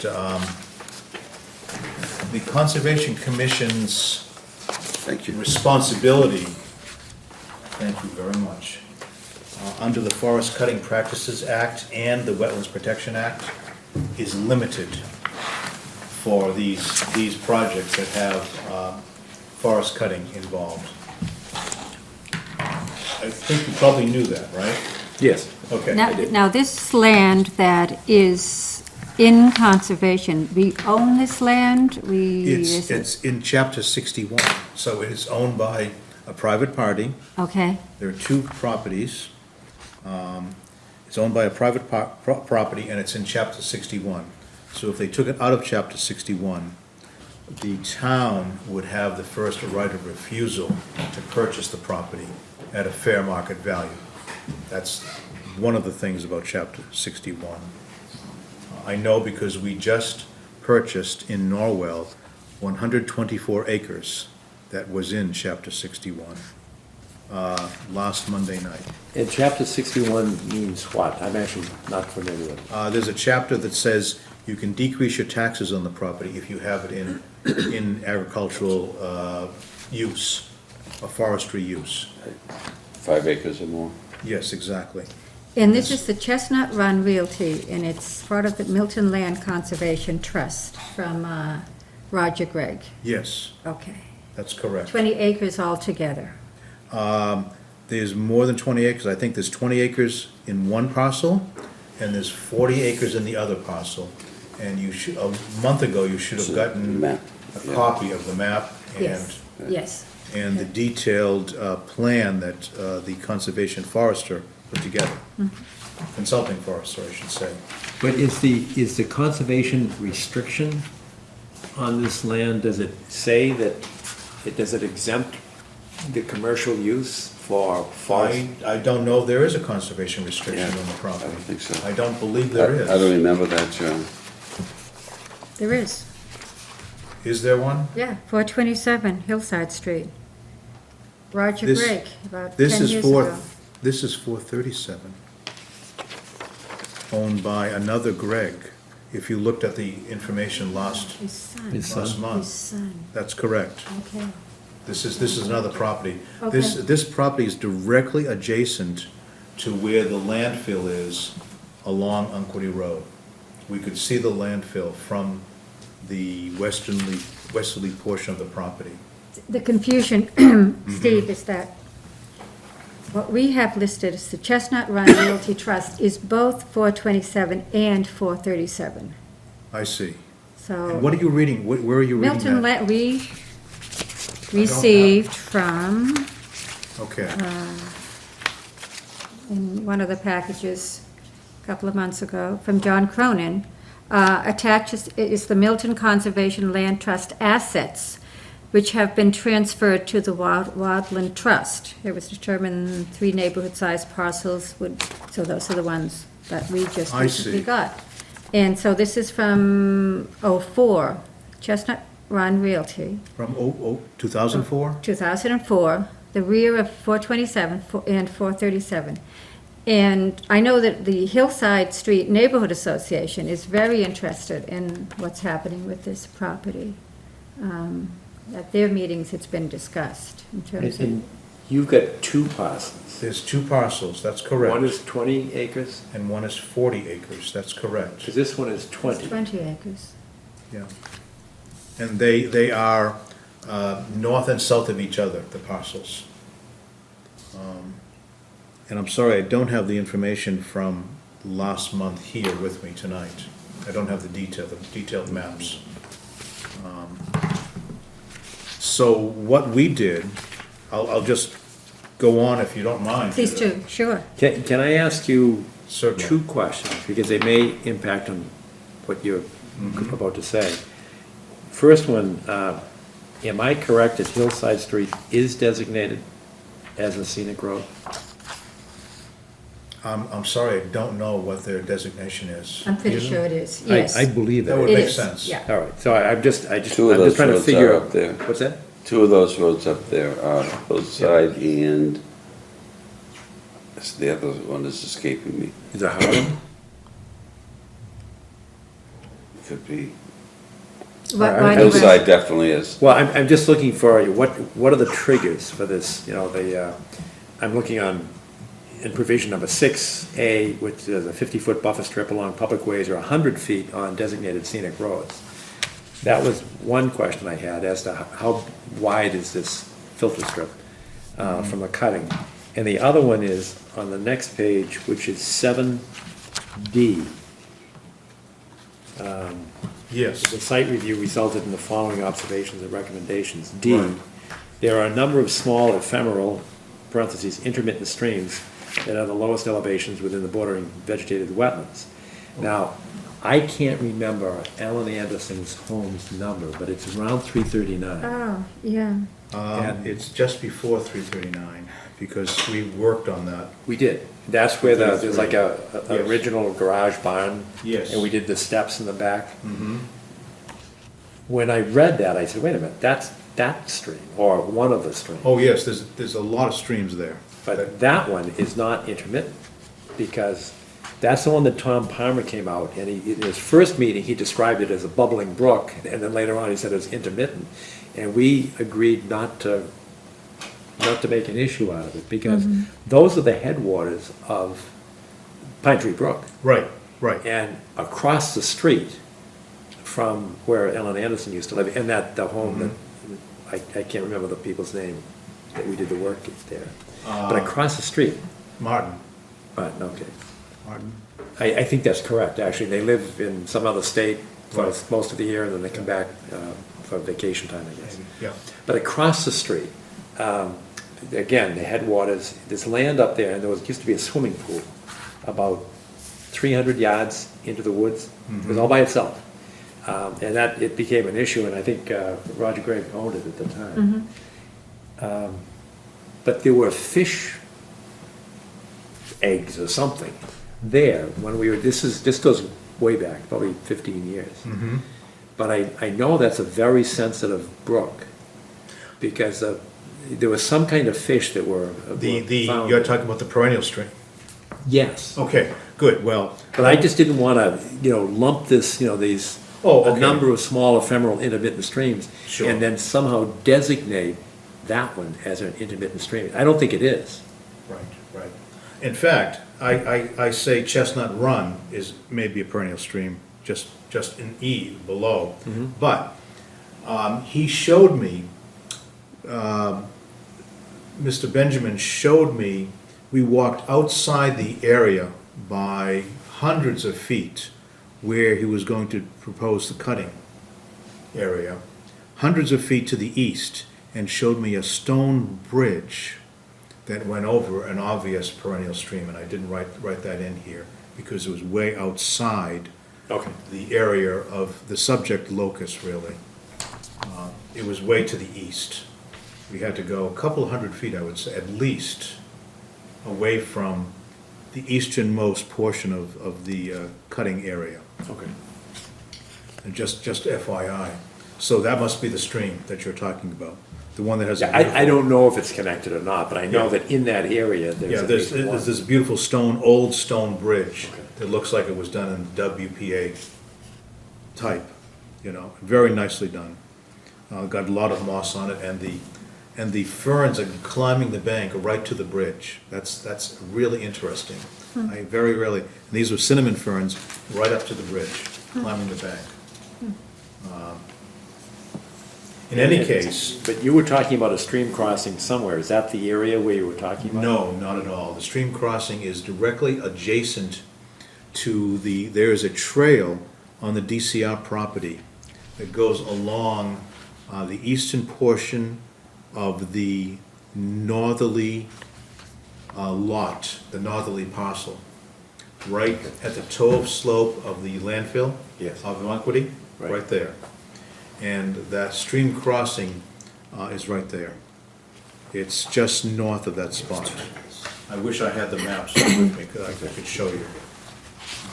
Okay, I didn't mean to interrupt you, Steve. You did Oh, answer no. my questions, thanks. So, I'm not sure how else I could summarize. Steve, but- before you do, and Yes. I don't mean to interrupt you, but I just still, we need to get it clear. Regarding This is property ownership. Property ownership, what jurisdiction we may have in regard to this property, exactly where the conservation easement exists, and he's talking about beginning this June 1st, so within a couple of weeks? Yes, however, he doesn't have his permit from DCR yet. Okay. Mr. Perry has to issue a permit. And do you know, has he met with the neighborhood association to discuss what he's planning to do? Do you know? He didn't mention it at all. He did not mention it. I think he was, It's a very active association, I have to say, Okay. of all of the ones in town. Can you call John Cronin and coordinate with him Okay, on and that get a 20 picture. acre? Just Yeah, make sure I'll do that that. we're not talking about the same 20 acres. Yeah, right. right. And it literally is directly adjacent to the DCR property, as I understand. Looks, that's where it is. Because I said, why can't they use that? I said, at one point, why can't they use that trail for the skidder to come in? He said, oh, no, that's DCR property. So they can't use DCR trails to come in. So what he did Did it was, tear up the trail? yes, exactly, it'll tear up an existing trail. What he did Make a was, new one. well, he put together a location for a new skidder trail through there, staying off the existing horse and human trails, which I thought was a decent thing to do, because he said he'd just ruined those trails. And crossing the streams, what they do is they take trees and fall them right across the stream, perpendicular to the stream, and then go over the tree trunks. And then as they go out, they take the tree trunks out, which I thought was interesting. Every single tree that he wants to cut in this cutting season is marked with a blue dot. And some, he has 3 dots on them, and it shows which side he wants them fallen on, away from the wetland. That's how detailed this gentleman is. I was very impressed. And I think you read that in the wetland, we asked about the question, Hans said, why are you cutting trees in the wetland? The trees are being cut in the wetland just to allow other very much larger trees to fall in those locations. And there were only a couple of trees in each wetland area. And they were small trees, and in 1 or 2 cases, they were stressed or dead or dying trees in the wetland itself. So I was very impressed with his attention to detail. He went back in to consider more to do a better plan for Mr. Perry at DCR with one of those wetland crossings, because he went out there in December, January timeframe. The wetland crossing was completely dry. Well, it had water at the ground surface. It was sphagnum, a sphagnum area with some cinnamon ferns, some sensitive ferns, and some spice bush as well. in one location. And it was parallel to an existing wetland crossing that's there already. I was very impressed with his attention to detail. As you can see, I tried to catch everything that we went through. Oh, I'm sorry, 20 acres and 60 acres. The And two they're gonna parcels. cut 50%?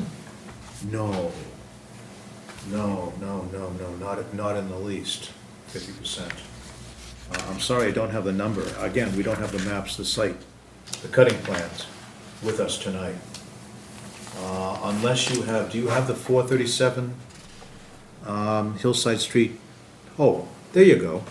You have the cutting plan right there, Yeah. Judith, What's okay. 5A mean? 5A. That's a standard. Right, cutting within BVW is limited to 50% of the basal area of the trees. That's within the wetland. BVW, within the wetland. 50%. You can cut 50, you're allowed to cut 50% in the wetland. We're not cutting anywhere close. He's not cutting anywhere close. He's cutting a couple trees in each wetland area. If you look at the detail, you'll see each wetland area, and it only has a couple of trees there. Do you see the codes?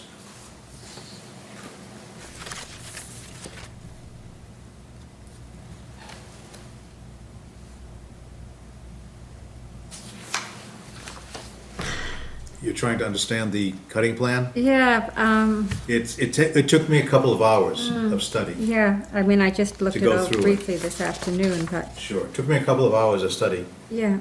and then, a half a day out with him to understand all these things.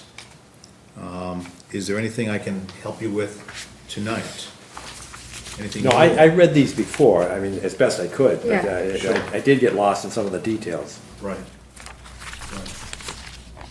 I just need to see specifically the actual Property lines. property line. Yep. Where is the conservation area, and then to what extent do we have to okay this? They're exempt from our control. Jurisdiction. That's right, they're exempt.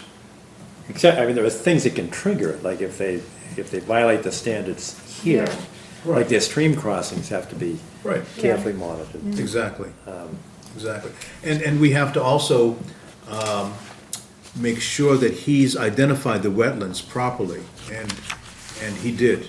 It's pretty easy to see them where they are out there, except for the one that was dry, when he looked at it in December, January. That was the only place that he even had any doubts about his own work. And I said, yeah, it's obvious wet, I'm gonna cross it, it's an obvious wetland, But otherwise, everything was done properly, I think, in my opinion. Now, what about, you said that the skidders will tear up trails that are existing trails. Yes, After and if they're staying off the trail, they're gonna do their own that's trails. correct, that's for correct. timber removal. Right. But I'm assuming that the skidder's gonna tear up that land too. Is there any kind of a restoration component after they finish? Yes, there is. I don't know what it is in detail, so that's a question I can ask. Okay. Because if they left, big gouges in the earth, there could be a lot of erosion that would take place.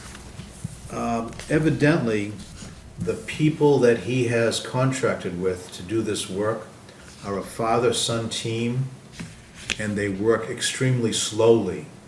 And I said, good. They know how to fell a tree in a particular direction, and they are light on the land, I'm told. The proof is in the pudding, of course. Yeah.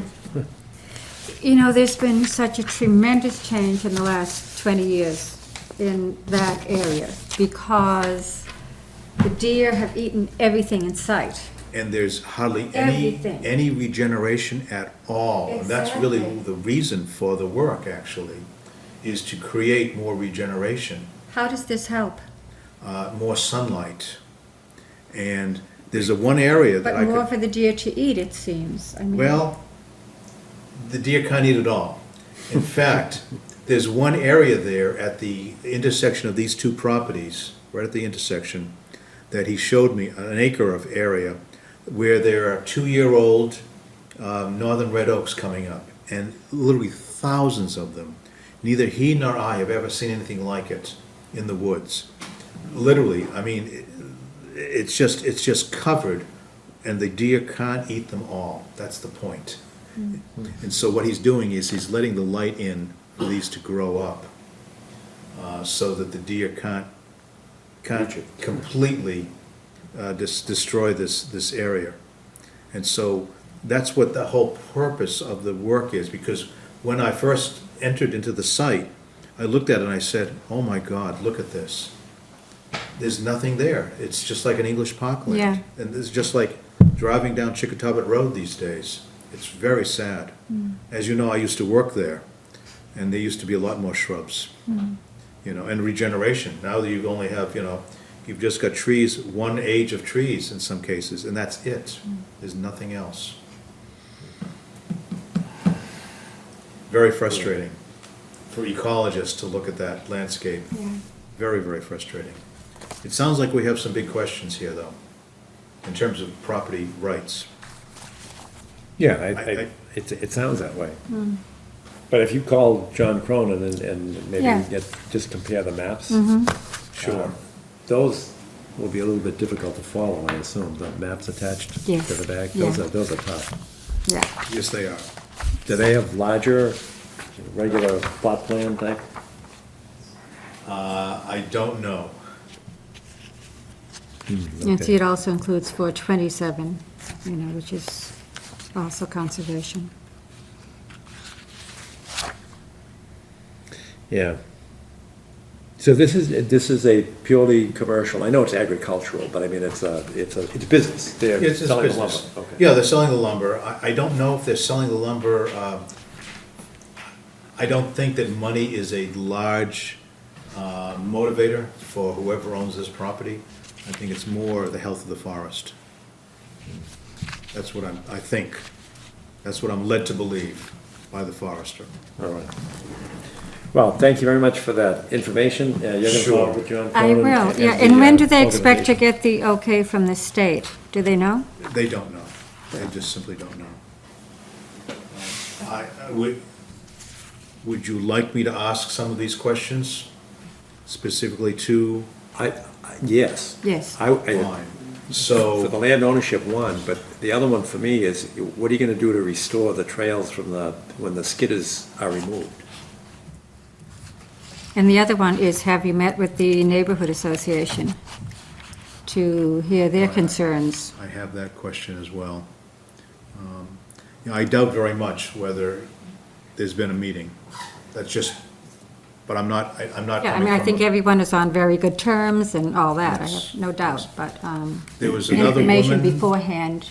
that was, lives across Hillside Street from the site. And her name, did I say what date we went out there?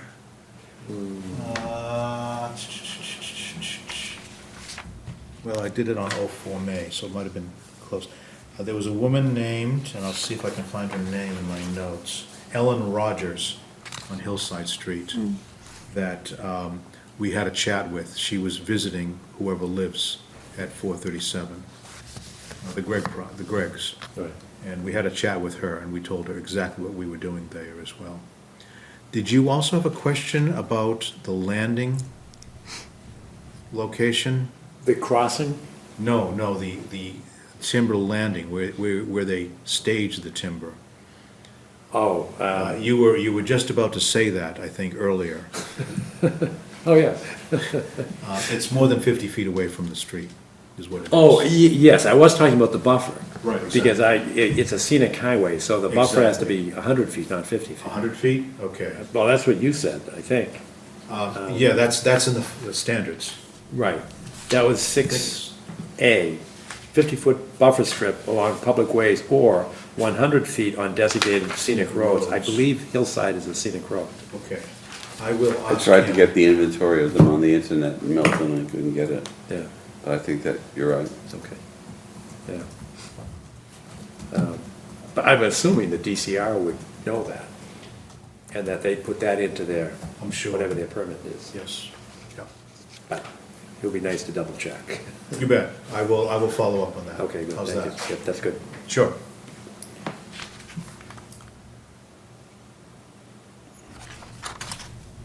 See, something in the back of my mind from years ago says that when forest land is Municipal privately confusion held, before. John had under talked about 3 entitlement, neighborhood ones. there is a periodic And I thought the other obligation one was- to service that forest. Oh, yes, Cutting. oh, yes, That's- absolutely, yes. so, You must actually That's- take get that some tonight. trees out. Right. That's a So requirement, this is actually. essentially what he's, That's correct. Yeah. Yeah, there is an obligation, that is exactly correct. Arthur is correct. There is an obligation when you're managing a forest, you must take some of it out every 10-plus years. Yeah, Yes, yeah. Right. yeah, that's rather than, Good, I will follow up on it and get back to you all. okay, perfect, thanks. All right, next on the agenda is informational Pope's Pond. I'm surprised nobody's here. Yeah, I was actually looking forward to that, because I thought that the professor Professor. from Northeastern Engineering School Right. was gonna be here. Right. And I'd actually be very interested in what the bridge design is, Yes. so that they don't construct another very solid bridge without the handicapped accessibility. It's such a simple thing, I don't know why that. Agreed. Yeah. Right, agreed. All right, is that somebody, who are you dealing with? I was talking with Mr. Brokoff, Who's been here a couple of times? Who's been here before, evidently. I haven't seen him here, but I was talking with him about number 10 and number 11. Number 10 and 11, forest stewardship cases. He provided me some information about forest stewardship. And basically what that is getting yourself a forester and doing a forest management plan, as we were just talking. And he evidently said there's money available if you do the first step. There's money available evidently as when somebody gives you money after you've done something, what is that called? Forgive me. I'm looking for a word. Reimbursement. Oh, It's a reimbursable, okay, yeah. But understood. and I invited him, Kathy talked with him as well, but nobody's here Well, tonight. I just want to make sure that the whole Pope's Pond, Friends of Pope's Pond, and any development ideas that we have in terms of, sort of enhancing the trail around the pond, putting in the bridge, that should go at pace, because I know the Ice House development issue came up at town meeting, and that abuts Pope's Pond from the other side. So I want to make sure that things are in place so that everybody knows what future plans are on both sides, both development and preservation. They should go hand in hand, I think. So we might, if you have a contact means to get a hold of Mr. Brokoff, Yes, Mr. Brokoff. this would be a good time to do it, I think. Okay. Okay, so follow up with him, basically, Yeah, that'd be and great. see if there's, I don't even know the name of the professor, but I'll find out. I can certainly find out. Okay, good. Yeah, I have no idea who it is. he's been before us before. Okay. And Northern Essex. what is the Community status, College. what is the status of the house at Canton Avenue? I want to take that by eminent And domain. is that Is it Sumner? still? Is that Canton and Sumner? Yeah, No, you can't in Blue Hill Parkway. Blue Hill Parkway. Right, it's been empty for It's- 4 years now, at least. And it prevents a continuous trail to go around the pond because the land, But the is- bridge will correct that. okay, Bridge, And that's well- what the Further bridge up. is for, Right. right, the bridge was to, allow you to circumnavigate the pond. exactly, just, let me think, it would be Before you just, get to that house. just Before that. west of the house. Would that be correct, if the stream is going yeah, in a Yes. yeah, it westerly would be, direction? yeah. Correct. Just west of the house, right. But we don't know the status of that house still. No. I don't know, I've seen people in there that purport to be workmen, but I don't know. I did try to call a broker a couple of times, and I got somebody that, oh, the bank has it now. Right. Then I thought the bank had a broker, and it just kind of fell by the wayside. Because I had called, I thought the assessors would know, Yeah, because I thought there was a tax lien against it, but. I would don't assume know. so, yeah. And we've got, we don't have a lot of money, but we've got some money, if we could buy a little piece of land. then Right, you in the could- backyard. You could have open access to Canton Avenue. Sure, yeah, Right. That'd be a great. idea. Or Yeah. purchase an easement through, yeah. Yes. right, Yeah, yeah. yep. All right, so you've got, we've got informational forest stewardship cases. Is that different from what we were talking about? Yes. Okay. Mr. Brokoff would like us to manage our forests in the town, that the By town owns. DPW, you mean? No, Do you mean conservation lands? yes, the conservation lands, he'd like us to manage them, but in order to manage them, you have to have a forest management plan, which goes back to one of those little plans, as you see there. And you have to get I guess the first step is getting a forester out to do a plan. And I guess that becomes reimbursable. There's money available from the Massachusetts Forest Stewardship Alliance, or whatever it is. And then there are other monies available for actually doing the work as well. He was all excited about it and gave me, I think I forwarded you some of the cases by email. Did I do that? Yes. You may have. You I'm did. not sure. But it needs additional front money. You need money right up front to begin the process. Do we know what the magnitude of that No, seed money is? no, we don't. So, how much does it cost? Well, there's certain costs for foresters, but it depends on the size of the property, et cetera. I was hoping to ask him that tonight. Well, because we've got so many small parcels, it would be a difficult task because we're kind of diffuse throughout Yes. the town. Exactly. Agreed. When you said there were cases, because I got this by email, the forest plan. He actually, there's a forest stewardship plan for Upton, Mass. and a few other towns. Oh, I did see, I'm sorry, yes, I got Certainly. that. Yeah, in fact, I printed it out and it turned out to be like 90 pages. It's huge. Yeah, It's whoa. really well I looked at my done. printer, yeah. It's really do have well that. done. It's sitting on my desk, I do have that. Right, in color no less. Yes, I do indeed. I had no Sorry idea. about that. I didn't know it either until I started printing and I said, stop. I said, stop. Maybe that's what I did too. And I there's saw the number count on it, I said, whoa, wait a minute. there are a couple others in that same email that are Yes. 12 pages long. I got the Hudson one, I think that was Yes. the lengthy one. Right, and there's a Reading one as well, yeah. So they're very well done. They're very well done. I thought they were, good work. But again, there's a cost to them, and we don't know what those costs are. So that's the next step of finding what the costs are. And maybe Mr. Brokoff would like to come in another time and explain it to Right. us. Yeah. We do have some additional business. Yes, sir. Okay.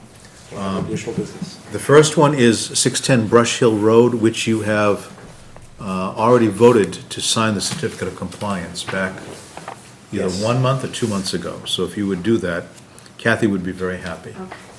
And that's the one that we were waiting for Bob Hannigan to say it's in substantial compliance with the order of conditions. That's correct. Right, And and that's I why, did see that he did Okay. that. yes, he did. So while you're signing, maybe we can go on to the second Yes. item. Sure. And that's the Kennedy Brook follow-up. I don't know whether you saw Kennedy Brook last year, when Bringing it the back. volunteers for the Neponset River Watershed Association Yes. were too, Enthusiastic. right. I just saw that yesterday and And said, Ian Cook came in much embarrassed. right, right, I Fell on its would have side. loved to have seen that. Okay, now tell me, because I'm only catching up. What happened? Thank you. At Paul's Bridge, you know where the parking lot is? Yeah. Right at Paul's Bridge for the DCR properties and the canoe launch? Yeah. There's Kennedy Brook, as Neponset Valley Parkway enters into that intersection there. Okay. Kennedy Brook is right along the parkway and just north of the parking lot, literally 25, 30 feet away. Oh, okay. So Kennedy Brook has a small reach right there from the parkway down to the river. Some volunteers went in there and started cutting Trees. alders and trees along, up until about this size. Whoops. Along the sides of the bank on both sides. So I thought, and Kathy thought that you may wish to look at that again, to see whether it's regenerating As promised. as promised. I didn't see much regeneration when I was there You did not. yesterday, but again, it was a quick, as I said to John, it was a very quick visit that I made. Well, it's It's a almost- late it was almost a season windshield. too, so you may want to wait until June. That's exactly right, yeah. Okay. And there was another thing that I brought up with Steve, and that is when Ian was here, I know he gave us an explanation as to the remediation attempts, and he said they put the debris back in the brook. And I can remember saying, wait a minute, what are you putting debris in the brook for? And he said, oh, it's good for the fish and all that stuff. But, so that came up, and can you comment on that as to how I'd love, much? yes, I'd love to. In the natural course of things, debris falls into brooks, in the natural course of things, and what happens to that debris is it deteriorates, and there are some small microbes that get at it, the scavengers and the detritus eaters, et cetera, in the water. And then, then it goes bigger and bigger and Food bigger. chain. The food chain gets going. But you can't put a lot of debris all at the same time in the same little stream. This is a stream that's only this wide. If you had it all in the Ponce River could take a lot of it without any problem. But this stream is too small for all the debris they had. So it was a question of amounts and relative sizes and all. So that's why you probably had very good instincts and said, no, keep the debris out of there. But I have a thought experiment going with regard to how the salmon got up some of the streams around here. And what did they need for the initial conditions to be present? And part of that is detritus in the stream to formulate the food for the things that the salmon eat. So anyway, you need the debris. He was on the right track, but it was a question of scale in my mind. That's all. So you think right currently? Yes. There's too much debris in the brook? No, there's not too much debris in the brook. They put it on the side for the Oh, most okay. part. Yeah, but had they put it all in the brook, it would have been too much. Would have overloaded the waterway. That's all. Okay. Yeah, and you see it everywhere you travel. Things fall into the water, and most of the time, if you're in a conservation area, people don't manage the brook by taking out pieces of wood and things that fall in, branches, trees, etc. Most of the time. Along the lines of what Steve's saying is the notion of clear cutting along the banks of waterways Right. is a bad notion. People think it's bucolic, and a lot of it was done for pasturing purposes and grazing and water access for animals. It was the worst thing possible for Well, for Fish. for shading purposes, for temperature purposes, and for, again, getting those detritus eaters Yeah. in the brook, all the macroinvertebrates, that feed the fish and feed the food chain, They've become deserts if you have it all cleared property. The brook becomes a desert, just like your lawn if if you're not like me. I have many species on my lawn, on my quote-unquote lawn, including some tempered bamboo, but that's beside the point. Additional business. One other thing I wanted to just inform you about, on the 18th of April, about a month ago, I got a call from Kathy, and who got a call from a Mr. Fitzgibbons at 69 Hurlcroft. And he was asking, which was literally 3 or 4 houses away from where we visited a month ago, For the tree? for another tree. Yeah, that was, This was another Mr. tree. Furland. Pardon? I think his name is Furland. No, that was the The one one. we saw. That was the one we saw. Right, okay. I went to 3 houses away, Okay. Mr. Fitzgibbons, All right. who had another tree that was leaning toward the neighbor's yard, It was completely broken, and he asked if he could cut it, and I said yes. There was no problem in cutting it. And in fact, I said, if you want to cut it and not try to drag it through your yard and just let it drop into the Gulliver's Brook ecosystem there, it would be better for the Gulliver's Brook system. So that's what I suggested to him. I don't know if he So you just left it there? just left it there, yeah. And is that a good idea for that area? I mean, is it in the, he's not close enough to the brook, is he? It's just To marshland? the, yes, and just marshland. He's in the tidal reach there, but not at the thread of the brook. That's correct. Okay. What kind of a tree? It was an oak, and it was all cracked and bent over, and it was leaning on another tree. And I said, geez, that's not good for the other tree either. So, it was one of those situations where I figured I'd act Sure. in your stead, if you don't mind. No, It's we just, we've got great respect and deference that we'll pay to your expertise. sure. And I figured I could do the man a favor by, he was antsy about it. He's an older gentleman. It's also a safety factor. Exactly, Yeah, sure. exactly. So Okay. I would imagine it's gone. I have a question that is probably moot at this point. What's going on with the Hendry's building? What's the demolition schedule now? It was in the papers this afternoon, Okay, I didn't see it. What is it? and I wish I had read the whole article. It's Memorial Day. Memorial Day Okay. weekend. To begin the demolition. On the side where the tram is. And the town is paying for that. This is a town meeting issue last week. Okay, yeah. And so that the town is paying $300 and something thousand for the MBTA diversion. So they're gonna take buses. So during those 3 or 4 days Okay. that they're doing it, Wow. they'll be busing people around that station. And the town picked up the tab for it, To get it done. to get it done, yes. Okay. Right. They had Thank you. thought about doing it July 4th, but then there's going to be a lot of people working on the tram that weekend evidently. So they figured not to do it then. Right. Now, I said it's that weekend, I believe it's that weekend. Okay. Yes, that's what I read. I'm sure I read it that weekend. It was Memorial Day weekend. Okay. Yes. I did read that amount. Hopefully we'll get the thing done. How many years has that How been? many years? I think Too many. it's been empty since 1990, is that correct? Yeah, I think so, Yeah. yeah, Wow. right. Okay. Any other new business? Yes, I just wanted to go full circle on the home ink request, Oh, yes, right. so that we can get back to them. Yeah, and I didn't respond to you, and I apologize, I should have because of your email. But I did talk to Steve about it, and my only concern was, in fact, that's the way we get into the extra enthusiasm. When some cutters go in, or some maintenance people go in, they tend to cut things.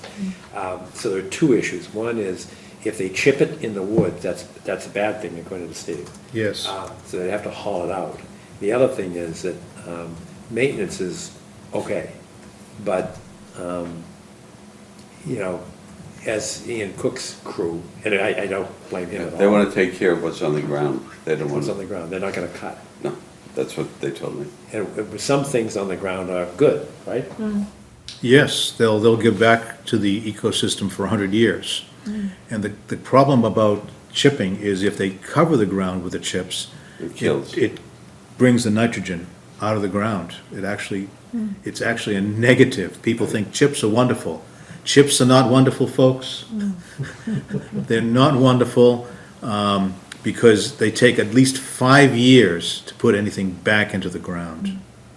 They should be composted first. If you have chips in compost, it's a whole different story, and that's why the composters are using chips, and they compost them in a fast method, a year or so, and they keep it heated, and they can deteriorate and decompose very quickly. And they put them together. Some of the chips are sometimes inside those new mulch socks that we see, but they're composted. They have a lot better value for the area than do just straight chips. What did the people at home ink want to do, Arthur? Just to walk through the woods or something? Why did they want They to, want to clean up the winter fall debris why? Right. for aesthetic purposes, for safety purposes, walking out there. When you say debris, though, are you talking about bare Branches that cans have come down. or branches? Okay, so Yeah. it's all natural. Right. Well, some of that's probably good, but too much of it is probably bad. Right, so there's a happy So balance somewhere. who does the balancing?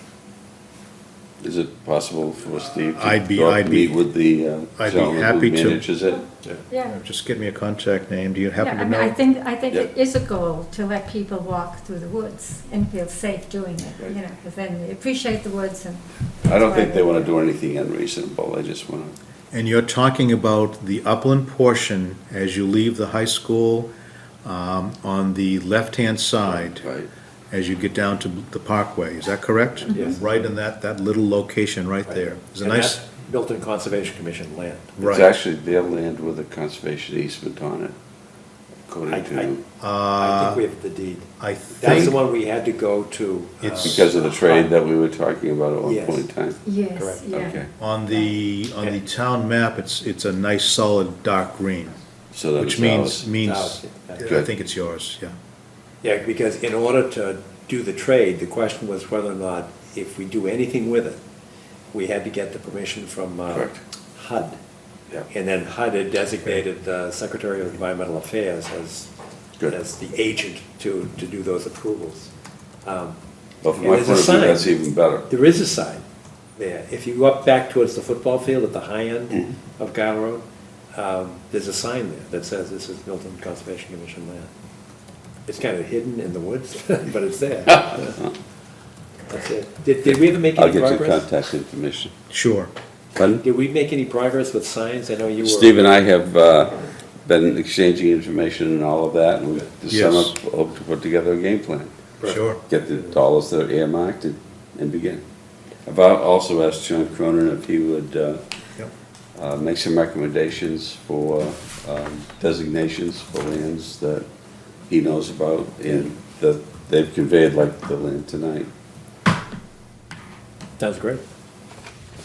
Sounds good. Any other additional business? Not to my knowledge. You done? Well done. Motion to adjourn? All in favor? Good. Great. We're adjourned. Thank you. Thank you.